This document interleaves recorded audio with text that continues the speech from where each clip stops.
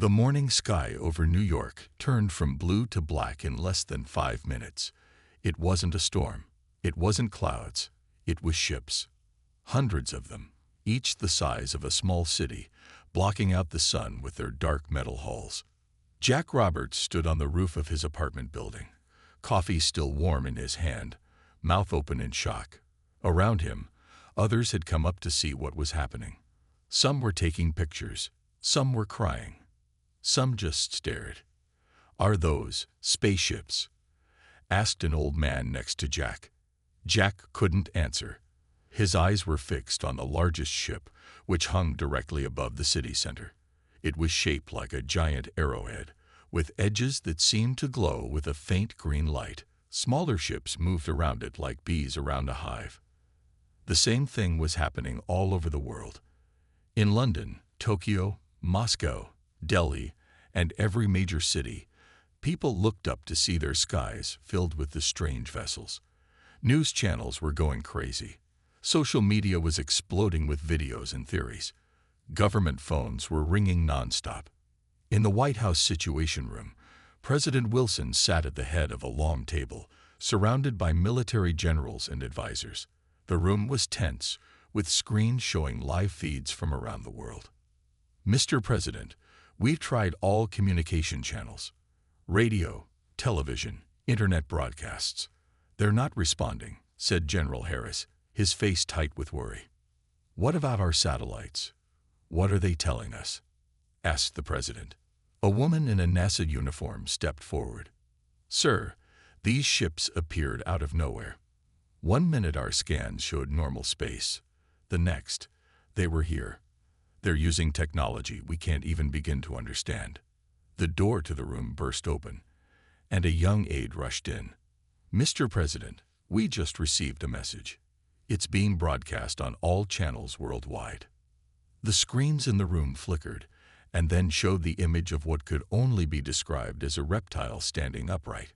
Its skin was dark green with patches of blue scales. Its eyes were large and yellow with vertical slits. It wore some kind of armor that seemed to move with its body. "People of Earth," it spoke, its voice deep and rough. "I am Captain Drake of the Draconian Empire. Your planet is now under our control.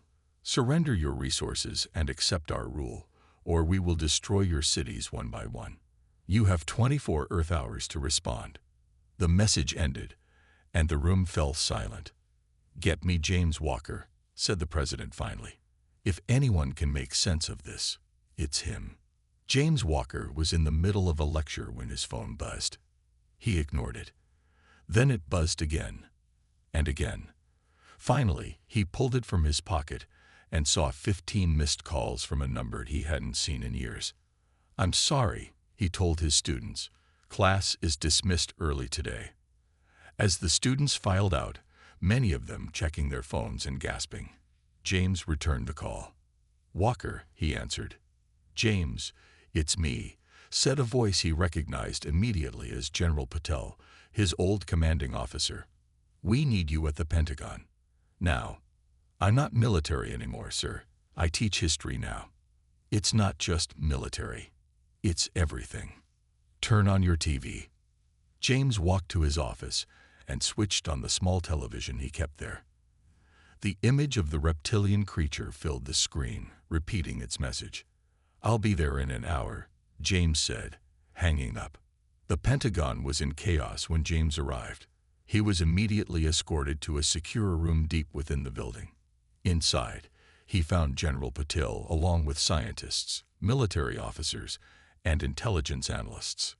"Walker, good to see you," said Patel, shaking his hand firmly. "We need your strategic mind right now." "What do we know about them?"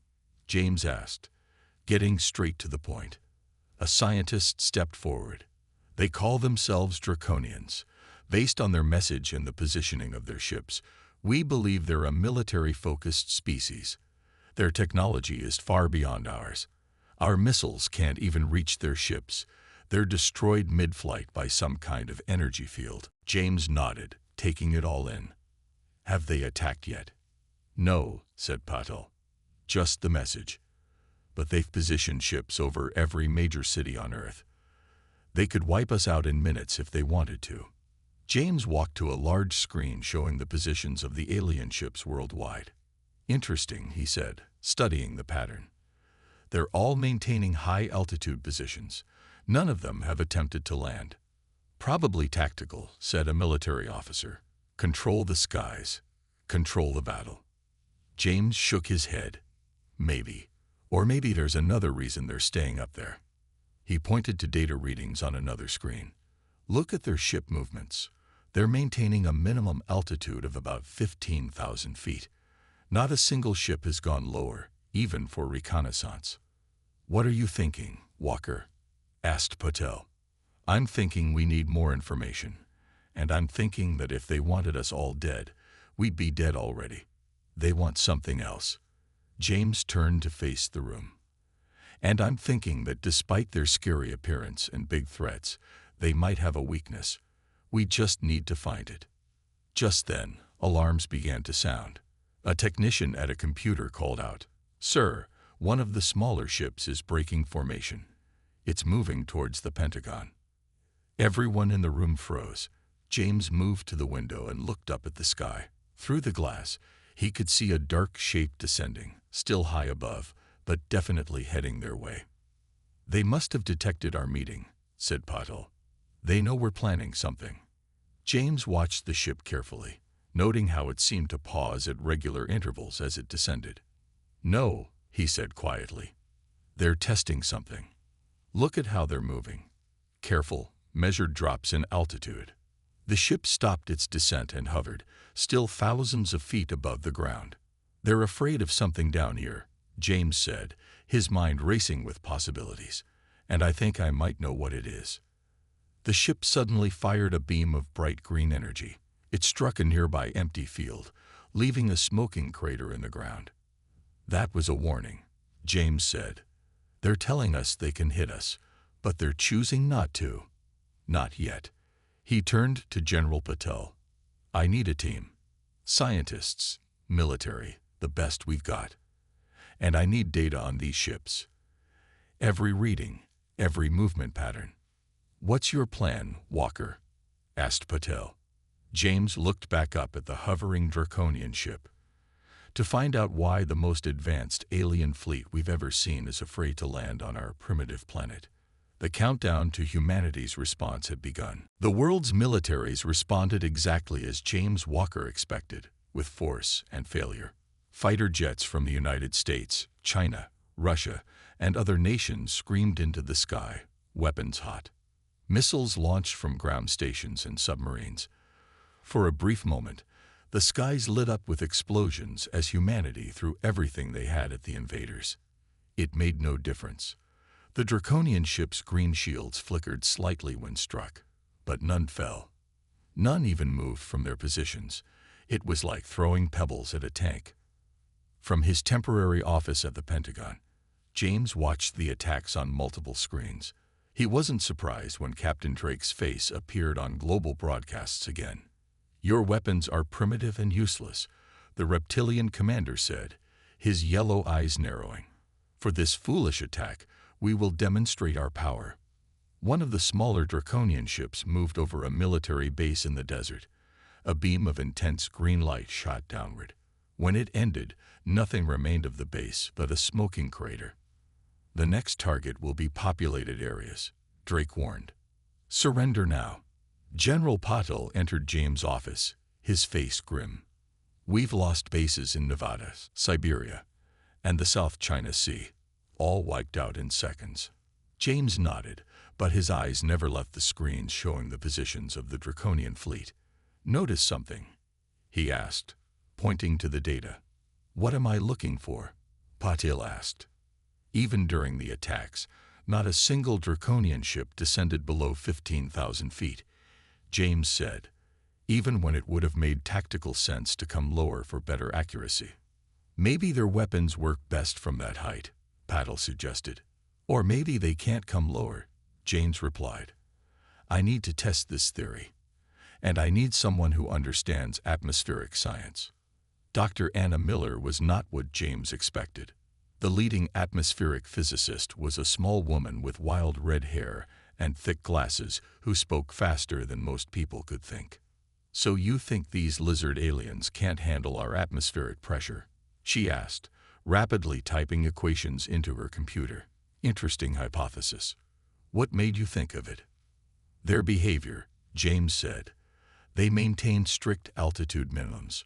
When they do descend, they do it in careful stages, like they're testing the waters. And they never, ever land." Anna nodded.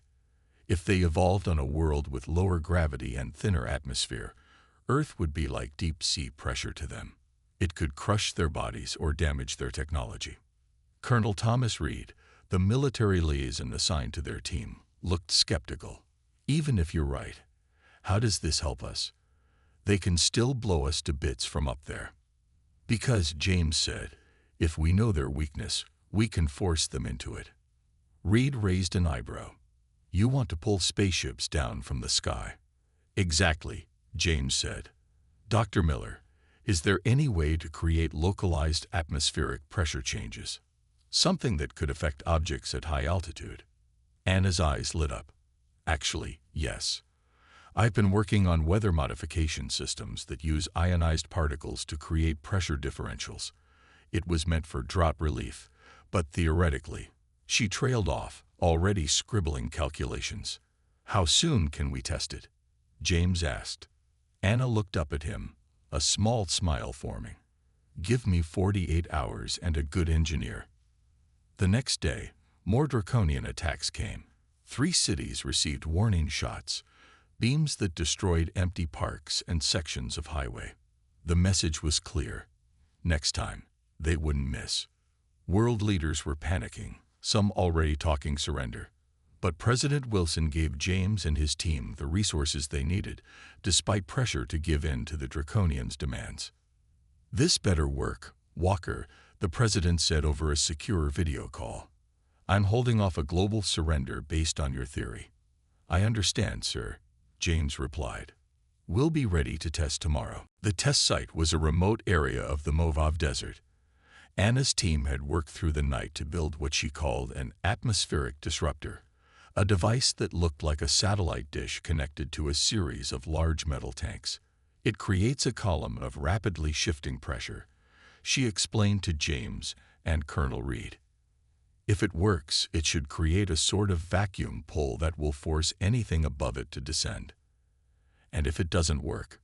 Reed asked. "Then we're no worse off than before," James replied. They positioned themselves on a ridge a safe distance away. Anna activated the device remotely. At first, nothing seemed to happen. Then James noticed a rippling in the air above the disruptor, like heat waves but more pronounced. "It's working," Anna exclaimed, checking readings on her tablet. "The pressure difference is building." "Now we wait and see if our friends notice." They didn't have to wait long. A small Draconian scout ship that had been patrolling the area suddenly jerked in the sky, as if caught in a current. It tried to move away but seemed to struggle against an invisible force. "It's fighting the pressure differential," Anna said excitedly. The ship's engines glowed brighter as it tried to escape, but the pull was too strong. Slowly, it began to descend. "It's working," James whispered, watching as the ship was drawn closer to Earth than any Draconian vessel had come before. At about 5,000 feet, the ship began to shudder violently. Parts of its hull started to buckle inward, as if being crushed by giant hands. Strange sounds reached them, high-pitched wailing mixed with the groan of metal under stress. "Their hull can't handle the pressure," Reed said, watching through binoculars.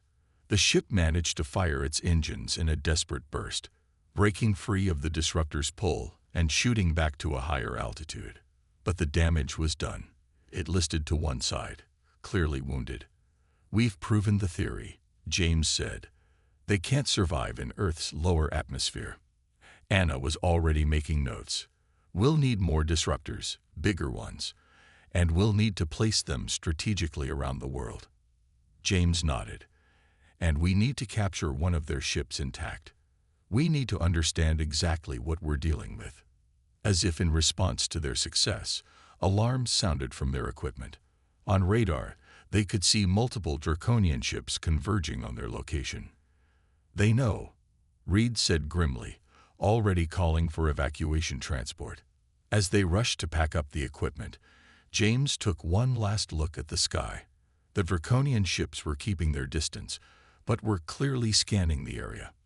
"We've found their weakness," he said. "Now we need to exploit it before they figure out how to counter it."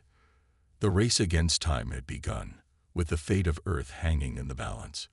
But for the first time since the invasion started, humanity had hope. The helicopter barely escaped. As James, Anna, and Colonel Reed flew away from the test site, 3 Draconian ships circled the area where they had placed the atmospheric disruptor. A beam of green light shot down, and the disruptor was gone. "They're scared," James said, watching through the helicopter window. "They wouldn't have destroyed it so quickly if they weren't." Back at the underground facility the president had assigned to their team, Anna immediately began working on an improved version of the disruptor. The first one was too small, she explained to the growing team of scientists and military personnel. "But it proved the concept works. We need bigger ones, and we need many of them." James stood before a world map, marking potential locations. "We'll need to create a network of these devices around major population centers. If we can force their ships into lower altitudes, Earth's atmosphere itself becomes our weapon." Colonel Reed pointed to a notification on his tablet. "We have a new problem. The Draconians have started destroying weather and research stations worldwide. They're targeting anything that might be used to study or affect the atmosphere." "They're catching on," James said. "We need to move faster." A young technician rushed in. "Sir, we've got something." Satellite imagery caught the damaged scout ship landing on a remote mountain peak in the Himalayas. James looked up sharply. "Landing? They actually touched down?" "Yes, sir. And it looks like they're making repairs." "That's our chance," James said. "We need to capture that ship." The operation was risky. A team of Special Forces soldiers led by Colonel Reed approached the damaged Draconian ship under cover of night. The ship sat on one of the highest peaks in the Himalayas, where the air was thin, closer to the conditions the Draconians seemed comfortable with. From his command post several miles away, James watched through night vision cameras mounted on the soldiers' helmets. The ship was smaller than the main Draconian vessels, about the size of a passenger jet.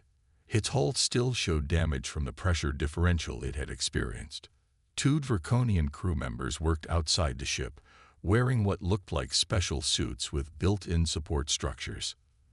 "They need exoskeletons to function in our gravity," Anna noted, watching the feed. "Look how slowly they move, even in the thin air up there." Reed's voice came through the radio. "Team in position, waiting for go order." "Remember, we need at least one of them alive," James said, "and try not to damage the ship further." "Understood." Moving in. The Special Forces team used tranquilizer darts, specially designed by Anna to work on reptilian biology. The 2 Draconians outside the ship collapsed before they could sound an alarm. The team moved quickly to secure the area. "Ship entry team moving in," Reed reported. Inside the ship, they encountered 3 more Draconians. 2 were subdued with tranquilizers, but one managed to activate an alarm before being captured. "We've got company," Reed shouted over the radio. 2 larger ships approaching. "We need immediate extraction." "What about the Draconian ship?" James asked. "No time to fly it out. We've downloaded what we could from their computers, and we're bringing one of the crew. That's all we can manage." Helicopters rushed in for extraction as the Special Forces team retreated with their Draconian prisoner. They barely escaped before the larger ships arrived. The captured Draconian was kept in a special chamber with reduced air pressure and gravity simulation. It was smaller than Captain Drake, with lighter-colored scales and 4 fingers on each hand instead of 3. After 2 days, it finally began to communicate through a translation device the scientists had developed based on the Draconians' broadcast signals. "You will all die, were its first words. "The Empire does not tolerate resistance." James sat across from the creature, separated by a transparent barrier. "What is your name?" The Draconian made a hissing sound. "Krell. Navigator 3rd rank." "Why did your people come to Earth, Krell?" "Resources. Minerals. Your world is rich with elements we need." James nodded. "And why don't your ships ever land? Why stay in the sky?" Krell's vertical pupils narrowed. "You know why. Your world is heavy. The air crushes. You evolved on a world with lower gravity and thinner atmosphere," Anna said, joining the conversation. "Yes, our homeworld orbits a gas giant. Your planet would kill us." James leaned forward. "Then how did you plan to take our resources if you can't even land?" "Extraction ships. Pull resources from orbit. No need to touch ground." The information from the scout ship's computers confirmed Krell's statements. The Draconians' bodies were adapted to approximately 0.6 Earth gravity and 70% of Earth's atmospheric pressure. Their ships contained life support systems that maintained these conditions. The data also revealed something crucial. The Draconians' shields, while effective against weapons, required enormous energy to maintain against natural forces like gravity and atmospheric pressure. That's why the scout ship was damaged, Anna explained to the president in an emergency briefing. "When our disruptor forced it lower, its shields couldn't compensate for the increased pressure. The ships can't maintain their shields indefinitely against Earth's natural conditions." "So what's the plan?" the president asked. James unfolded a map on the table. "Operation Groundfall. We build atmospheric disruptors at these locations worldwide. But instead of just one or two, we create dozens, hundreds if possible. We force their entire fleet into lower altitudes where Earth's pressure begins to crush their ships." "Can we build enough disruptors in time?" the president asked. Anna nodded. "We've simplified the design. Factories worldwide can produce the components. We just need to coordinate the global effort." "And what about Captain Drake? He'll figure out what we're doing." James tapped the map. "That's why timing is critical. We activate all disruptors simultaneously. Even if they destroy some, they can't get them all before their ships start feeling the effects." The president stood up. "Do it. I'll coordinate with other world leaders." As dawn broke around the world 3 days later, trucks and helicopters delivered the final components to disruptor sites. Teams worked frantically to complete the installations. In the Draconian command ship, Captain Drake received reports of unusual activity worldwide. "The humans are building something," his second-in-command reported, "similar to the device that damaged Scout Ship 17. Drake's scaled face hardened. "Destroy them all. Now." Draconian ships began moving to attack positions, but they were too late. At precisely 12 o'clock UTC, thousands of atmospheric disruptors activated simultaneously around the world. The sky seemed to ripple and distort as massive pressure differentials formed. Like invisible hands, they began to pull the Draconian fleet downward. From the command center, James watched as ship after ship began to struggle against the pull. "It's working," Anna said, watching the altitude readings drop. "They're coming down." As the ships descended, their hulls began to creak and groan. Some of the smaller vessels already showed signs of buckling. "Now we see if Earth itself can defeat them," James said quietly. The battle for Earth had entered its most critical phase. For the first hour, Operation Groundfall worked perfectly. Across the world, thousands of atmospheric disruptors pulled the Draconian ships downward. On screens in the command center, James and his team watched as altitude readings dropped steadily. 12,000 feet, 11,000 feet, 10,000 feet. Anna called out, monitoring the main fleet over North America. Hull stress increasing on all vessels. Several of the smaller Draconian ships were already showing serious damage. Their sleek metal skins wrinkled and bent under Earth's crushing atmosphere. 3 scout ships had completely lost power and were falling freely toward the ocean. "It's working better than we expected," Colonel Reed said, watching a large tactical display. At this rate, the entire fleet will be crippled within the hour. But Captain Drake was not defeated so easily. On the main Draconian command ship, Drake slammed his scaled fist against the control panel. Engage emergency protocols. All ships, release atmospheric scrubbers. From the underside of every Draconian vessel, small devices dropped. As they fell, they activated, releasing a strange blue gas that spread quickly through the air. In the command center, alarms began to sound. "What's happening?" James demanded. A scientist monitoring atmospheric readings looked up with concern. "The air composition is changing around their ships. They're neutralizing our pressure differentials." On the screens, they could see the Draconian ships stabilizing, no longer being pulled downward. Some even began to rise back to safer altitudes. "They've developed countermeasures," Anna said, typing furiously on her console. "The scrubbers are creating localized bubbles of thinner atmosphere around their ships." James watched as more and more Draconian vessels escaped the pull of the disruptors. "Can we increase the power? Pull them down faster." Anna shook her head. "We're already at maximum. If we push the disruptors any harder, they'll burn out." The mood in the command center darkened as they watched their advantage slipping away. Nearly half the Draconian fleet had already returned to safe altitudes. "We need a new approach," James said, his mind racing. "If we can't bring them down." He paused, looking at data from weather satellites. "Maybe we need to go up." James called an emergency meeting with the core team. Maps and weather charts covered the tables as he explained his new idea. "The atmospheric disruptors work by creating low-pressure zones that pull things downward," he said. "But they also create high-pressure zones elsewhere. What if we use those high-pressure zones to push something upward?" Anna caught on immediately. "Like a cannon. We could use the pressure differentials to launch something into the upper atmosphere." "Exactly," James said, "but not just anything. We need to send up something that can damage their ships where they're most vulnerable." Colonel Reed leaned forward. "Conventional weapons won't work.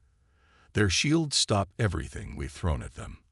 "We don't need conventional weapons," James replied.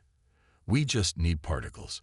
Millions of tiny particles, too small for their shields to detect and stop, but damaging in large numbers." He pointed to data from the captured Draconian ship. "Their hull material is vulnerable to certain Earth elements, particularly iron oxide." "Rust?" Anna asked, surprised. "Yes, it reacts with their hull material, causing microscopic fractures. One particle wouldn't do much, but millions. We could use the high-pressure zones to launch clouds of iron oxide particles into the upper atmosphere," Anna said, catching on. "Like a rust storm in the sky." James nodded. "And not just that. Electromagnetic pulse devices, too. Their systems are vulnerable to EMPs, especially when their shields are focused on maintaining internal pressure." The plan quickly took shape. Around the world, teams modified the atmospheric disruptors to create powerful upward pressure zones. Tons of iron oxide powder were prepared, along with specially designed EMP devices that could survive the journey through the atmosphere. Meanwhile, the Draconians continued destroying any disruptors they could find, but there were too many, spread too widely, for them to eliminate them all. Captain Drake watched with growing concern as his science officer reported strange readings from Earth's atmosphere. "The humans are changing the upper air currents," the officer explained, "creating unusual weather patterns." "How can this affect us?" Drake demanded. "Unknown, Captain, but they appear to be pushing something upward, toward our fleet." Drake moved to the viewing screen, his vertical pupils narrowing as he studied the planet below. After a lifetime of military service, he had developed a sense for danger. That sense was screaming now. "Raise all ships by 5,000 feet, he ordered. "Whatever they're planning, we need more distance." But it was too late. "Launch," James ordered. Around the world, the modified disruptors activated. Massive columns of high-pressure air shot upward, carrying with them clouds of rust-red particles and EMP devices. Like invisible fountains, they pushed their payload toward the Draconian fleet. In the command center, they watched tension meters rise as the particles reached the upper atmosphere. First contact in 3, 2, 1. Anna counted down. The effect wasn't visible from the ground, but sensors showed the results clearly. As the cloud of iron oxide particles engulfed the Draconian ships, they began to react with the alien hull material. Microscopic fractures spread across their surfaces, weakening their structural integrity. Then the EMPs activated. Ship after ship reported power fluctuations as the pulses disrupted their systems. The effects were especially severe for ships that had already been damaged by the pressure changes and iron oxide particles. "It's working," Colonel Reed exclaimed as the first Draconian vessel lost power completely and began to drift. But the main command ship, Captain Drake's vessel, remained operational. It was larger and better shielded than the others. "We need more," James said. "Focus all remaining disruptors on Drake's ship." Around the world, the remaining functional disruptors redirected their columns of high-pressure air, all targeting the area around the Draconian command vessel. Inside the command ship, systems began to fail. The rust particles had found tiny weaknesses in the hull, and the EMPs were disrupting their power grid. "Captain, we cannot maintain position," Drake's second-in-command reported. "Hull integrity is failing. Life support systems are at risk." Drake stared at the main view screen, watching as his mighty fleet began to fall apart around him. For the first time in his military career, he faced a choice between pride and survival. "Issue the retreat order," he finally said, his voice low. "All ships to emergency escape vectors." From the command center on Earth, James and his team watched in amazement as the Draconian fleet began to move, not down toward Earth, but up and away, fleeing the atmosphere entirely. "They're retreating," Anna said in disbelief. James watched the ships disappear into the upper atmosphere.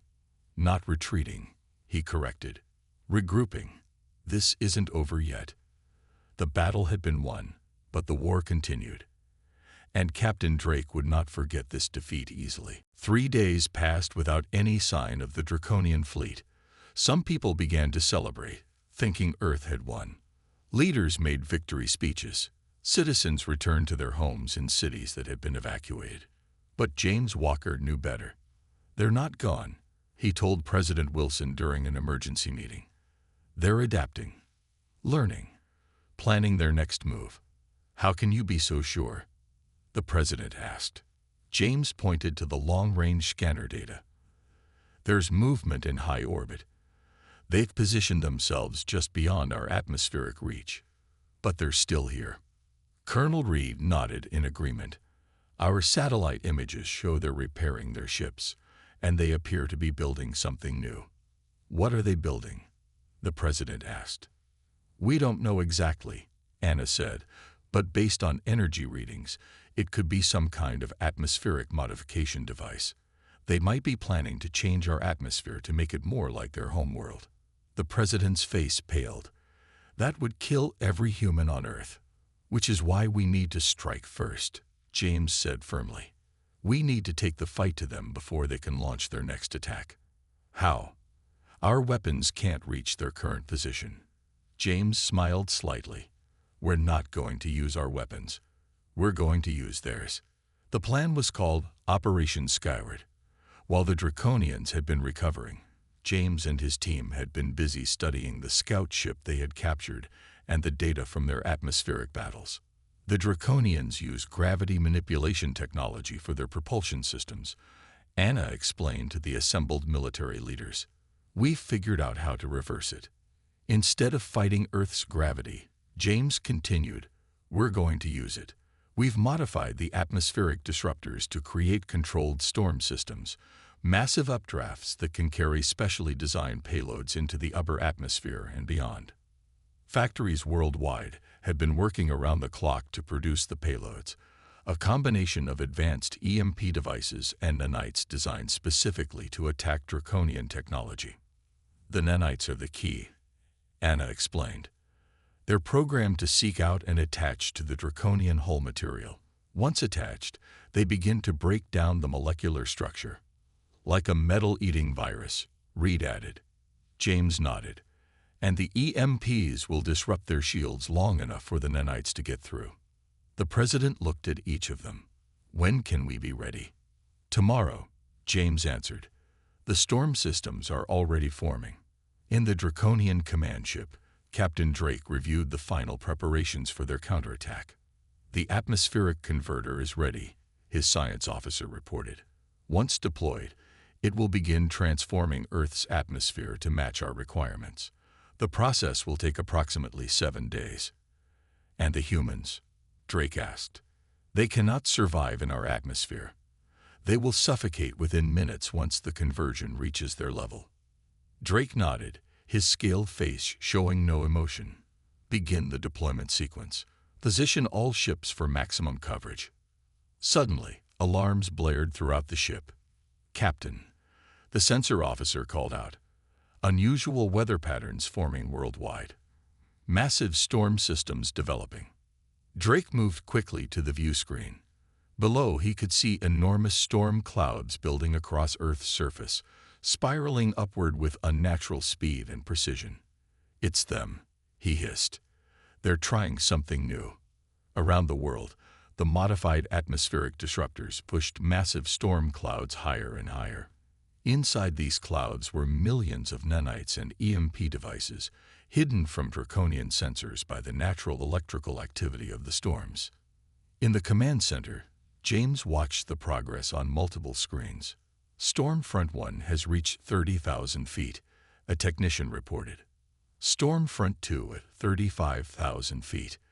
All systems functioning at maximum capacity. What about the Draconian fleet? James asked.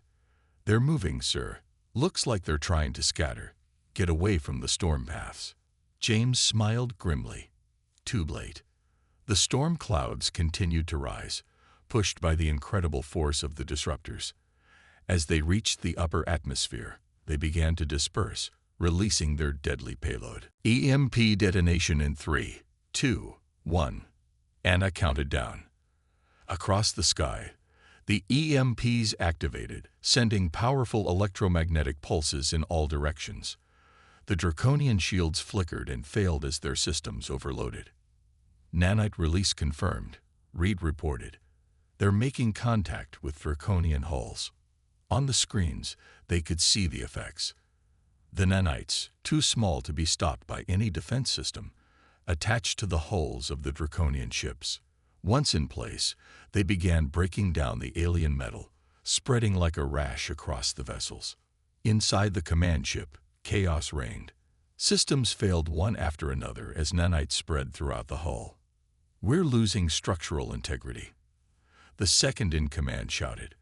Engine control is gone. Life support failing. Drake stood in the center of the bridge, watching as his mighty invasion force crumbled around him. Through the view screen, he could see Earth below, the planet he had thought would be an easy conquest. How? He growled. How did they defeat us with such primitive technology? James ordered a special high-altitude aircraft prepared. As the Draconian fleet fell into disarray, he made a bold decision. I'm going up there, he told Anna and Reed. It's time to end this. That's too dangerous, Reed argued. Their weapons could still be functional, which is why I need to go now, while they're vulnerable, James replied. This may be our only chance to communicate directly with Drake. The aircraft was one of Earth's most advanced, capable of reaching the edges of the atmosphere. As it rose through the dissipating storm clouds, James could see the damaged Draconian ships ahead, their once smooth hulls now pitted and corroded by the nanites. He directed the pilot to approach Drake's command ship, which was the least damaged but still clearly struggling to maintain position. Using the communication frequency they had discovered from the captured scout ship, James sent a message. Captain Drake, this is James Walker of Earth. Your fleet is defeated. Your ships are failing. You have two choices: retreat or be destroyed completely. After a long pause, Drake's voice came through, filled with anger but also resignation. You have not won, human. You have merely surprised us. The Empire has many fleets, but none adapted to Earth, James replied. That's what you fail to understand, Drake. Your technology may be superior, but you didn't account for our world itself. Earth protected us. Another pause. We will withdraw, Drake finally said. But remember this day, human. Remember that you survived not through strength, but through luck and circumstance. James watched as the Draconian ships, damaged and struggling, began to rise higher, eventually disappearing into space. You're wrong, he said quietly, though Drake could no longer hear him. We survived because we understood our world better than you did. 1 month later, life on Earth had largely returned to normal. The atmospheric disruptors had been converted to weather management systems to help regions affected by the battles. In the White House garden, James sat with President Wilson, looking up at the clear blue sky. Do you think they'll come back? The president asked. Maybe, James replied. But if they do, they'll find us better prepared. How so? James smiled. We've learned that our greatest weapon was Earth itself, its gravity, its atmosphere, its elements. We've learned to use our world in ways we never imagined before. He looked back up at the sky. If they return, they'll find that we never left our shores, but we've learned how to command our skies. The president nodded thoughtfully. A good lesson for all of us. Above them, the sky remained clear and blue, empty of Draconian ships, but full of new possibilities for humanity's future among the stars.